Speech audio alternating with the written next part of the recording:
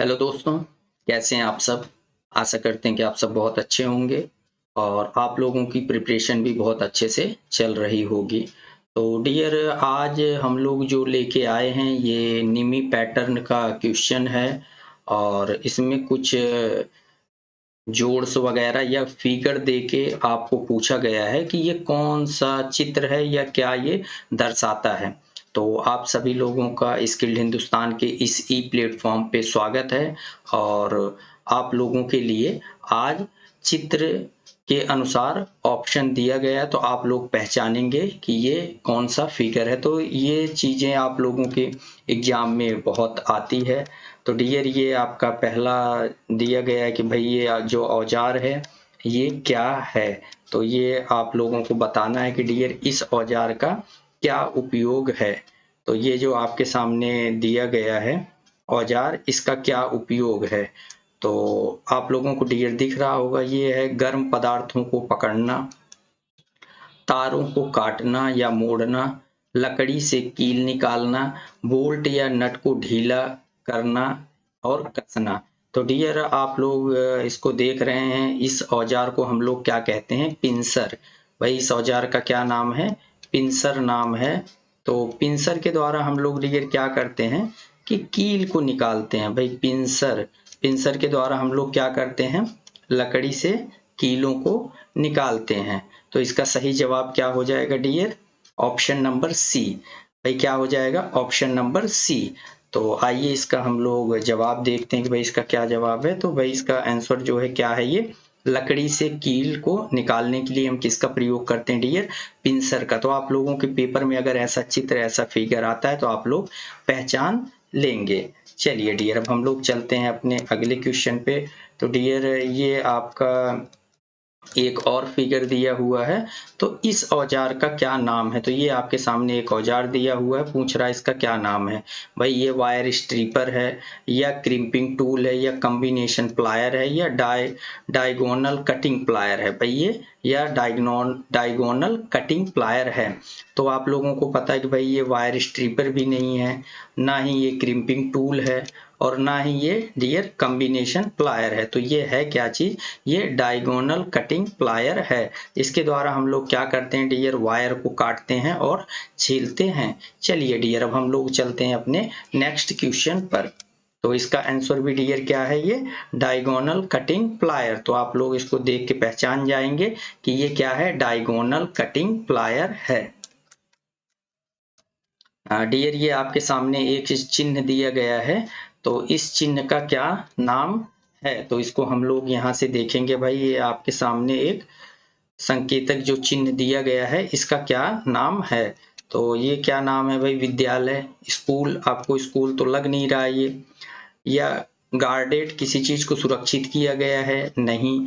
या असंरक्षित, अनगार्डेड, ये भी नहीं है डियर। ये क्या है? आप लोगों को दिख रहा है कि एक बॉय, एक लड़का या एक आदमी ये पैदल इस क्रॉसिंग को क्रॉस कर रहा है। तो ये डियर क्या हो जाएगी? पैदल क्रॉसिंग। भाई इस चिन्ह को आप देख के बता सकते हैं कि ये पैदल क्रॉसिंग का डियर चिन्ह है। चलिए डियर, अब हम लोग चलते हैं अपने नेक्स्ट क्वेश्चन पे। भाई इसका आंसर क्या है? ये पैदल क्रॉसिंग। भाई इसका आंसर क्या है? पैदल क्रॉसिंग। तो अगला अपना ये दिया गया है कि भाई इस गेज का क्या उपयोग है? तो इस चीज को आप लोग बताएंगे कि इस गेज का क्या उपयोग है। ये आपके सामने एक गेज दिखाया गया है। ये कह रहा है कि जॉब की आंतरिक त्रिज्या को जांचना या बेलनाकार जॉब का व्यास जांचना या जॉब की ऊंचाई जांचनी या जॉब को मशीनों में डेटम के समांतर रखना। तो डियर ये जो आपका एक गेज दिखाया गया है, ये क्या किस लिए हम उपयोग करते हैं? जॉब की आंतरिक त्रिज्या को जांचने के लिए इसका उपयोग हम क्यों करते हैं डियर?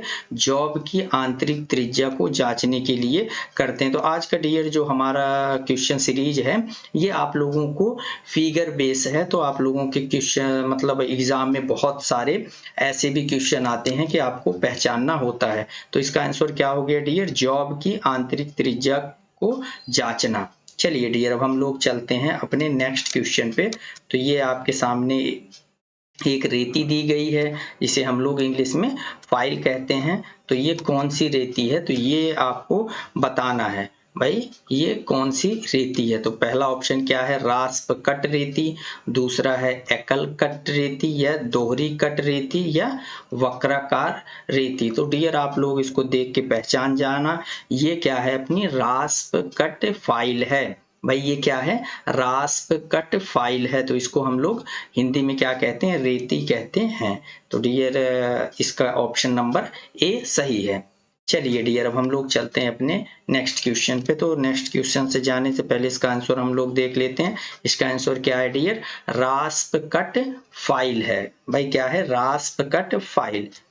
चलिए डियर, तो ये आपके सामने एक तार का जोड़ दिया गया है, ये ज्वाइंट है। तो इसको आपको बताना है कि भाई ये कौन सा ज्वाइंट है। तो आपके सामने ये चार ऑप्शन दिए गए हैं। ये कह रहा है कि भाई एरियल टेप ज्वाइंट है, या नोटेड टैप ज्वाइंट है, या डुप्लेक्स क्रॉस टैप जोड़ है, या डबल क्रॉस टैप जोड़ है।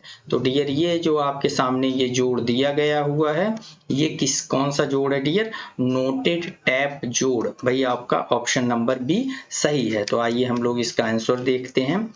भाई इसका आंसर क्या है, नोटेड टैप जोड़। तो इसको आप लोग अच्छे से ध्यान से देख लीजिएगा। इसमें डियर ये देखो, ये गांठ ऐसे इधर से ला के ये ऐसे गांठ मारी हुई है। तो इसको हम लोग क्या कहते हैं, नोटेड टैप जोड़ कहते हैं। तो ये देखो डियर, ये क्या होता है कि हम जहां से ब्रांच निकालते हैं, ये इसकी जो मेन वायर आई हुई है और यहाँ से ये ब्रांच वायर हम निकाल रहे हैं, तो वहां पे हम इस जोड़ का प्रयोग करते हैं।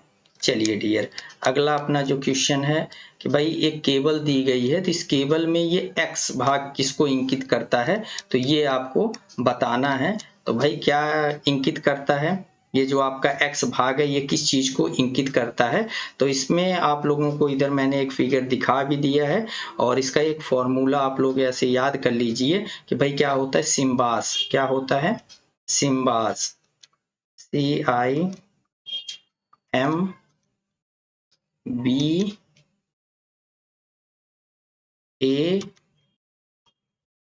और लास्ट में डियर इसका एस होता है। भाई ये क्या होता है, सिम्बास होता है। तो सिम्बास का मीन्स क्या हो गया, सबसे पहले कंडक्टर।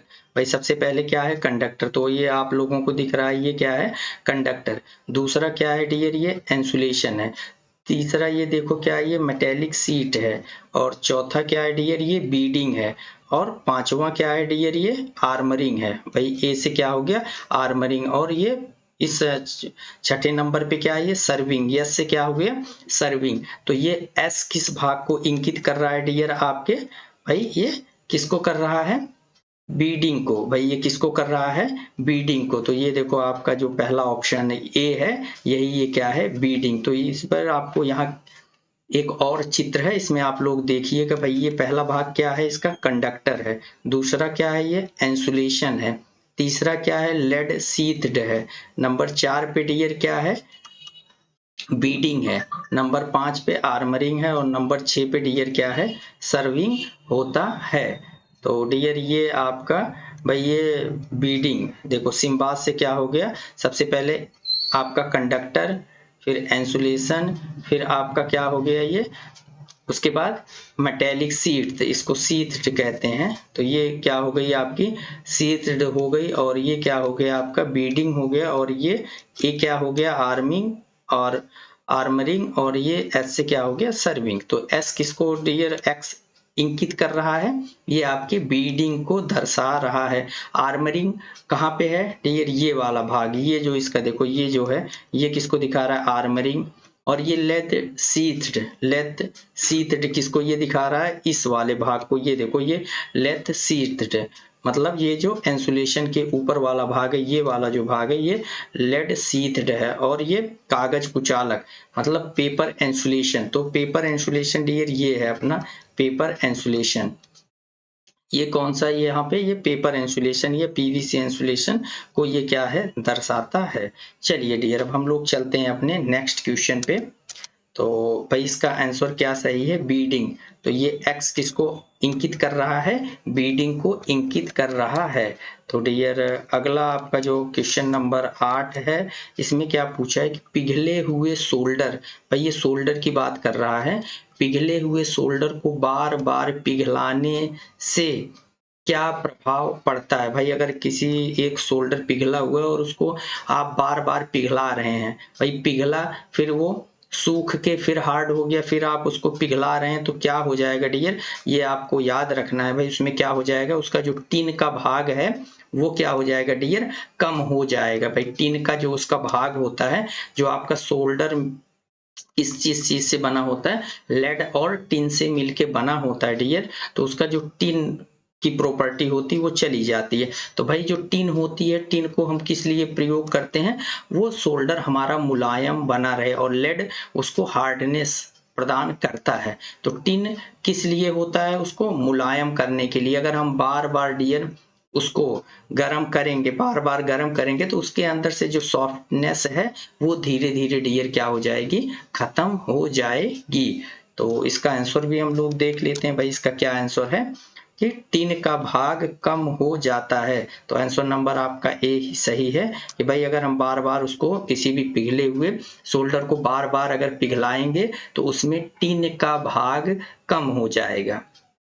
चलिए डियर, अब हम लोग अपना क्वेश्चन नंबर 9 देखते हैं। क्वेश्चन नंबर 9 भाई अपना क्या कह रहा है कि केबल के पीवीसी, एक भाई क्या कह रहा है, एक केबल है, उसके पीवीसी कुचालक का क्या होगा यदि अत्यधिक धारा लंबे समय तक बहती रहे। भाई अगर अत्यधिक धारा लंबे समय तक अगर बहती रहेगी तो क्या होगा, वोल्टेज पात बढ़ेगा, गलत। वोल्टेज पात घटेगा, गलत। कुचालक प्रतिरोध बढ़ेगा, भाई बढ़ेगा कैसे, ये भी गलत है। कुचालक प्रतिरोध घटेगा, हाँ ये वाला आपका आंसर जो आंसर नंबर डी आपका सही है। अगर हम किसी भी जो हमारा पीवीसी है, जो हमारा केबल है, अगर उसमें हम लंबे समय तक अत्यधिक धारा अगर हम गुजारें तो होगा क्या डियर कि जो उसका कुचालक है, जो उसका इंसुलेशन है, उसका प्रतिरोध है वो घट जाएगा। तो इसका आंसर हम लोग देख लेते हैं डियर क्या है भाई। इसका भी आंसर क्या है, कुचालक का प्रतिरोध घटेगा डियर। क्या होगा, इसका जो इंसुलेशन की प्रॉपर्टी है वो क्या हो जाएगी, कम हो जाएगी। चलिए डियर, अब हम लोग चलते हैं अपने लास्ट क्वेश्चन पे। तो ये भी आपको एक चित्र दिया गया है, ये आपको पहचान के बताना है कि ये किस चीज का फिगर है, किस चीज का चित्र है। तो इस जोड़ का क्या नाम है भाई, ये जोड़ जो आपके सामने है इसका क्या नाम है। तो ये क्या मैरिड जोड़ है, या स्कार्फ जोड़ है, या वेस्टर्न यूनियन जोड़ है, या ब्रिटानिया स्ट्रे जोड़ है। तो ये डियर आप लोग इसको देखिएगा ऐसे, और देख के ही आपको पहचानना है ये भाई कैसा जोड़ है, मैरिड ज्वाइंट है। कैसा जोड़ है ये डियर, आपका मैरिड ज्वाइंट है। तो डियर ये आप लोगों के लिए आज 10 क्वेश्चन लेके आए गए थे कि आपको अगर फिगर दे के कुछ चीजें पूछ ली जाए तो जिससे कि आप लोग उसका भी जवाब दे सकें। तो डियर आप लोगों का इस वीडियो को देखने के लिए बहुत बहुत धन्यवाद।